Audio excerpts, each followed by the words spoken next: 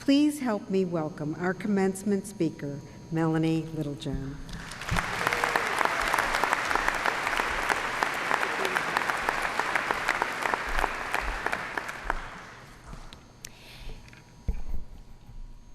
Thank you, Dr. Stanley, President Stanley, for your kind and generous introduction.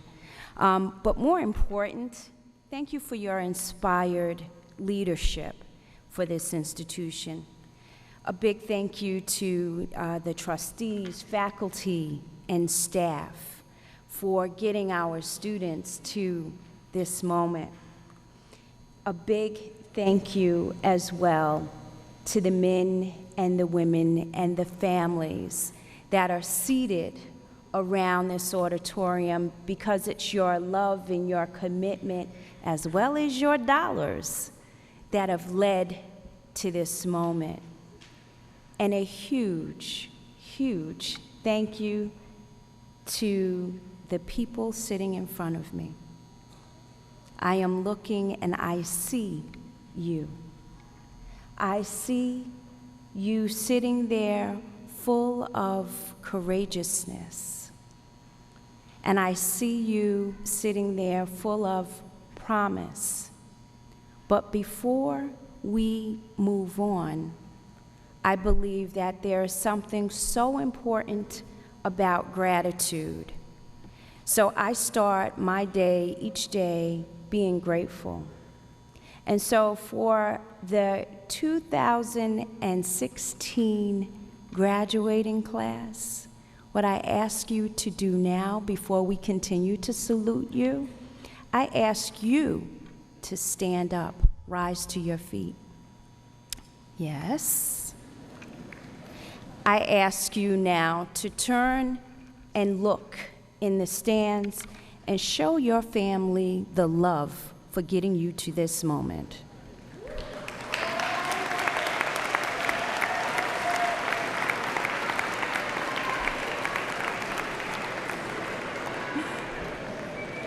Thank you.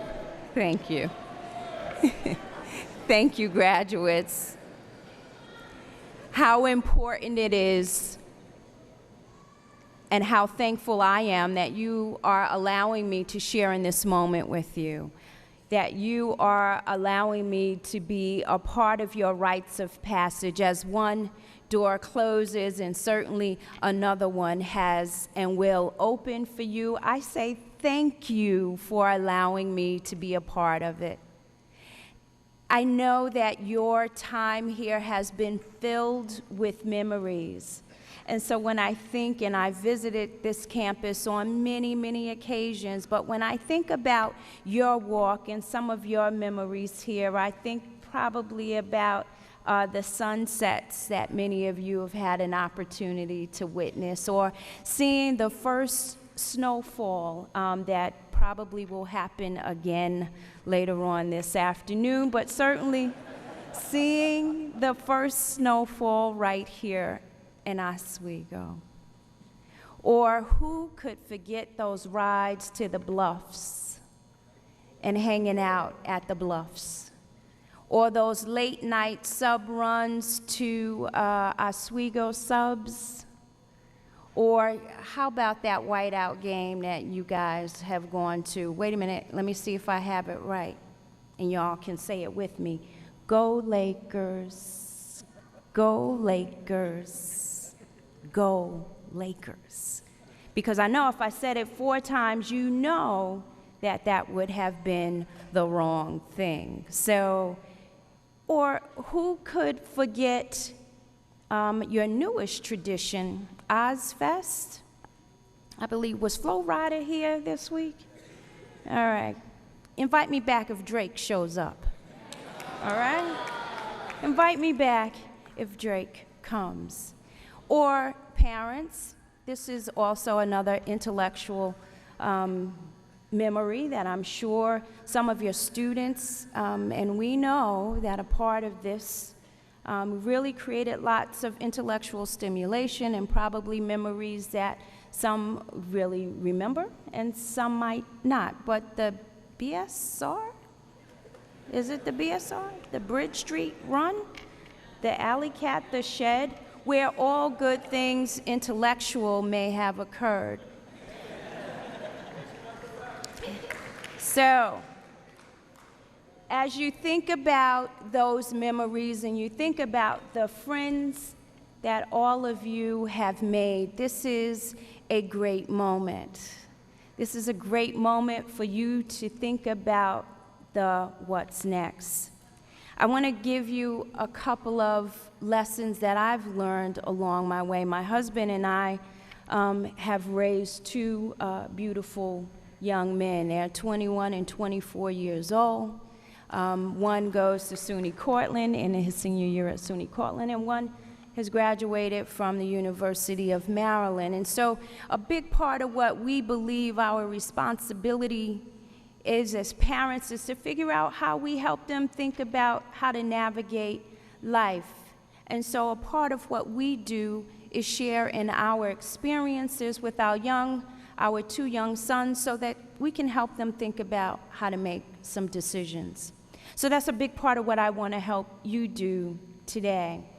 Today I actually came here with a mixed heart because this morning when I woke up, I had some things that I wanted to say and share with you.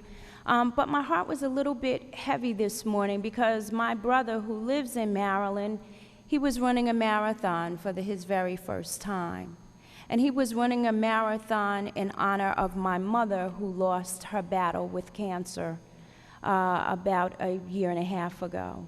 And so at first I was a little unsteady. My heart was full. My heart was full because I didn't know how to process or to feel about the moment. And then I thought about all of you. And I thought about my brother's marathon journey, and I thought about my mother's courageous battle with cancer, and I thought about her journey, and I thought about what could I share with you all and things that me and my husband have shared with my sons about being on a journey and thinking about life as a marathon.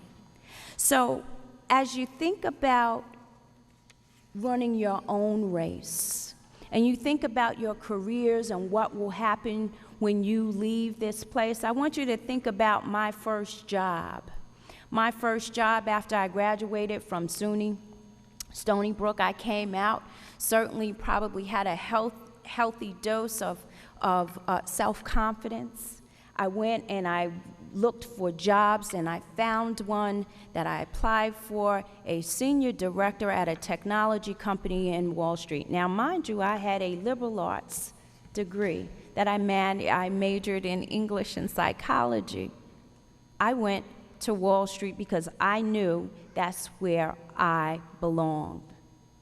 So I went and I applied for this job. I got this job, or so I thought. And the job that I was successful, I got that call at the end of the day. I thought I blew the interviewer away. I got that call that says, "Congratulations, Melanie Witherspoon. You are hired. You are hired." And I said, "Great, wonderful. When do I start? And can you tell me more about the senior director's role?" "Well, no. You're hired. But we want you to be the receptionist because we think that's a good place to begin." Me and my healthy dose of self-confidence was a little bit taken aback. Me, taken aback. I said, "That can't be. I applied for the senior director's role." "Well, Miss Witherspoon, you certainly don't have that level of experience yet. Step back. Let's try you out in the receptionist." At first, I was a little bit wounded. My pride and, dare I say, my ego is a little bit wounded. I went and I started this job at a technology company whose focus was that on the financial industry. Lesson 1, be open to the possibilities, because during my time as that receptionist, I learned that I controlled the customer experience because it was my connection and engagement with those customers that created the experience for the other members of the team. And it was in that moment that I began to pick up the Financial Times that were delivered for other members of the firm. I picked up the Financial Times and began to read. I learned about the industry, and I learned about what it meant to deliver service. Be open to the possibilities. Job 2, second lesson. I moved from the Wall Street world from the Wall Street technology company to a Wall Street bank. This bank at that time, Bankers Trust Company, was the 5th largest in the world. My experience that I gained in Job 1 certainly helped lead to Job 2. And Job 2, I was in an organization that was a part of the global part of the business where I met, and my clients were from all over the world. So again, I'm in my 20s, and I went to dinner with one of my clients from a different part of the world. And during that dinner, my client asked me to become his third wife. Needless to say, I was from Jamaica, Queens, and I had a little bit of, I guess what you could say, the round-the-way girl in me, and I responded, and probably not in the most effective way. I was very appalled and put out by his request.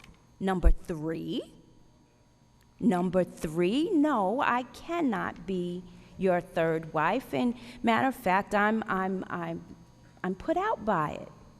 I think that's a problem. So my boss came to me, and later on the next day I had that discussion with her, and I told her about this major customer of the bank and how I was I was annoyed and I was angry by his overtures. I thought it was inappropriate. My boss went on to say, oh, well, he asked me to be number 2. Melanie, get over it. Get over it. Lesson 2, respect that the world is bigger than your neighborhood. I needed to step back, and I needed to respect that the world is much larger than who I am. And through my own frame of reference, expand your thinking. Become those global citizens and understand and respect that there are so many people in this world that may have a different frame of reference than you. Open up your sphere of influence and open up your minds to those that don't live in the same neighborhood. Lesson 3, my journey to upstate New York. Yes, a man. It was a man that really drove me to upstate New York. And I am very thankful for that man who drove me to upstate New York. My husband, an alum of Syracuse University, asked that I join him in upstate New York. My journey to upstate New York was one that was an interesting journey because I was still in the mind-growing and the mind-stretching frame of reference. Because when I came to upstate New York, I came with a perception that upstate New York was just so far beyond New York City. I came with the perception that I don't know if I would fit in. So, lesson 3, humble yourself and learn how to be authentic. Because my experience over the last 26 years in this place that I now call home has taught me humility. It has taught me how to find my voice. It has taught me how to refine my leadership, and it has taught me how to be a humble servant. One of the first jobs I had when I moved to upstate New York was in a nonprofit because I could not find a job in international banking when I moved upstate. So this job that I had was for a teen counselor that focused on at-risk students. Best job I've ever had because it was in those moments where I learned that to be a servant leader is really important. To give of yourself becomes critically important. So men and women, as you think about your world and your movement into the business arena, yes, you will go and you will create tremendous paths. You will do phenomenal and great things in your industry. So whether you are an accountant, whether you study business management, whether you choose any aspect of business, understand the notion of humility and being a servant leader. And understand your role in being authentic. Those are the lessons that I would share with my children. Those are the lessons that have helped me along my marathon. Those were the lessons that as I think about my brother this morning, and I think about each mile he ran on behalf of my mother, I think about staying strong and running the race. So today is mile 1. Today is mile 1 on your new journey.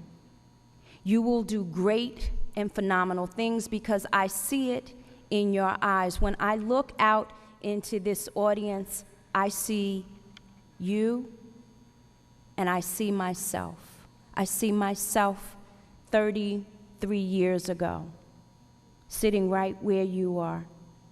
So take those steps. Take those steps. Be open to the possibilities. Understand that the world is bigger than your neighborhood. Be humble, be authentic, be a servant leader. As I close, I want to share with you this poem that is written,